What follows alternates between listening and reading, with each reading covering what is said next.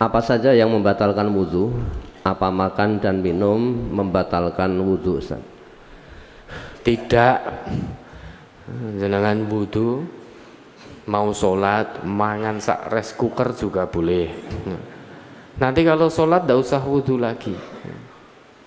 Yang membatalkan wudhu itu hadas besar dan hadas kecil. Hadas besar itu contohnya berkumpulnya suami istri, ya. Anak-anak tidak usah bayangke ya, berkumpul suami istri belum waktunya dan durung gaduk. Jadi bertemunya suami istri, berkumpulnya itu hadas besar. Nanti kalau mau sholat harus mandi janabat, tidak cukup hanya wudhu. Wudhu tidak menghilangkan hadas besar. Wudhu hanya menghilangkan hadas kecil. Nah kalau berhadas kecil seperti habis buang air kecil, air besar, buang angin, itu namanya hadas kecil. Itu membatalkan wudhu. Maka kalau mau sholat wudhu dulu. Tapi kalau hadas besar harus mandi janabat. Makan minum tidak membatalkan wudhu. Ya, ada lagi. Mohon penjelasan, haram sama dosa derajatnya apa sama? Apakah haram dari bahasa Arab, Ustaz? Ya, haram dari bahasa Arab. Mahwal haram. Ya, haram itu dari bahasa Arab. Haram itu apa tahu definisi haram? Ma yu'aqabu ala fi'lihi wa yusabu ala tarkihi.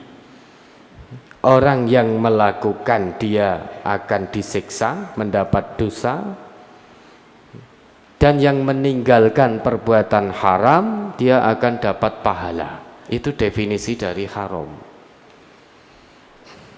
Lah, haram itu satu perbuatan terlarang dalam agama. Orang yang melakukan perbuatan ini dia berdosa. Orang yang berdosa tidak tobat dia akan disiksa di neraka.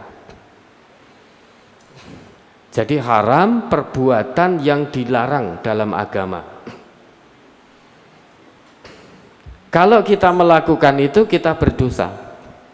Kalau dosa dia tidak tobat terus menerus maka dia akan disiksa di neraka.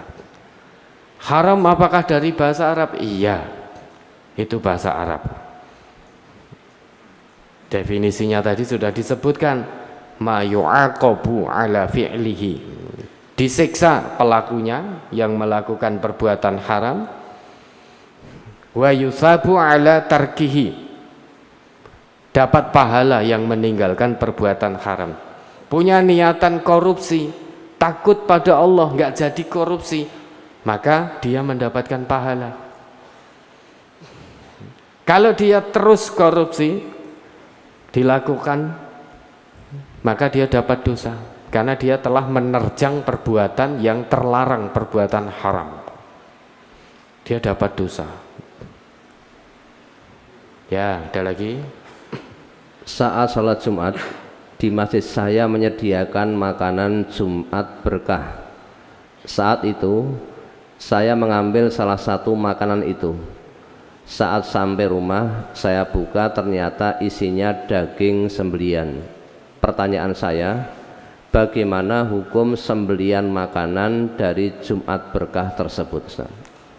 Nanti isinya balung gresula, insya Allah halal, ya, insya Allah halal. Ya, makanan di Jumat berkah, daging sembelian, insya Allah halal.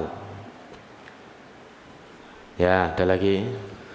Mohon diterangkan hukumnya dan nasihatnya jika istri sering menolak ajakan berhubungan intim kalau diajak marah. Wah, ini anak-anak kita ini ya. Wes rasah mikir neko-neko ya. Ini belum waktunya ya, Rafa ya. Farid juga, semuanya ini ya, belum waktunya, ndak usah mikir neko-neko. Apa toh hubungan intim? Wes ndak usah dicari tahu makna hubungan intim. Nanti kamu akan tahu sendiri kalau sudah waktunya. Lah, kalau memang betul seperti ini, pertama saya ingin tanya dulu. Kenapa istri menolak? Ada sebabnya apa tidak? Jangan-jangan sakit. Kalau sakit, ya maka itu uzur yang dibenarkan. Ya panjenengan suami ojo meksa, wong lara kok. Meksa terus bawa dalil. Kamu menolak, dilaknat kamu oleh penduduk langit. Padahal istri itu sentik-sentik sakit. Lah kok suaminya ngeyel? Ini suami yang tidak tahu diri. Tetapi kalau memang tidak punya uzur yang dibenarkan oleh agama, malas dan lain sebagainya, maka istri yang demikian ini akan dilaknat oleh penduduk langit. Dalam sabdanya beliau, dalam sabda Rasulullah, beliau bersabda, idza da'ar rajulu imra'atahu ila firashihi falam ta'tihi fabata ghadbana 'alaiha la'anathal malaikatu hatta tusbiha.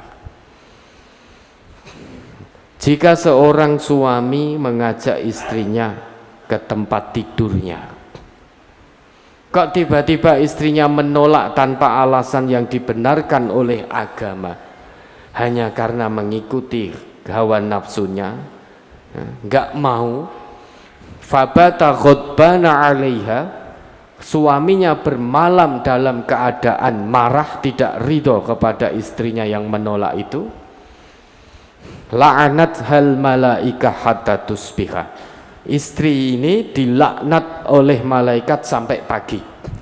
Delalah sebelum datang waktu pagi, datang malaikat maut. Berarti meninggalkan dunia dalam keadaan terlaknat. Dalam sabdanya yang lain lebih tegas lagi. Bahkan Nabi kita bersumpah, walladzi nafsi biyadihi, demi Allah yang jiwaku ada pada tangannya, ma min rajulin, tidaklah seorang suami, yad'u imra'atahu fata'ba anhu illa kana alladhi fis sama'i sakhitan 'alaiha hatta yarda anha.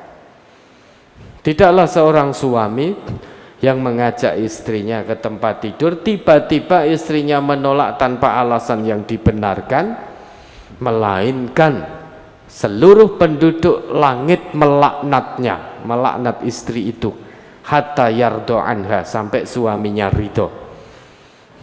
Kalau di hadis yang pertama tadi sampai pagi, tetapi ini ditekankan lagi sampai suaminya ridho. Selama suaminya tidak ridho, berarti istri yang menolak hubungan intim tadi tanpa sebab yang dibenarkan oleh agama, dia hidup dalam laknat penduduk langit. Tapi ingat Bapak dan Saudara yang sudah punya istri, jangan jadikan hadis ini untuk keegoisan panjenengan. Tahu istri sakit, mbok ya ditahan sih. Jangan bawakan dalil ini, wis ora peduli, kowe lara apa ora, sing penting aku pengen, ayo dilayani. Kalau kamu menolak, dilaknat ki lho hadise. Itu egois, lah wong sakit kok. Tapi kalau tanpa sebab, hati-hati para istri yang ini mendengarkan ya. Jangan menolak ajakan suami tanpa sebab yang dibenarkan oleh agama. Terlaknat dalam kehidupan ini, dilaknat oleh penduduk langit sampai suaminya ridho.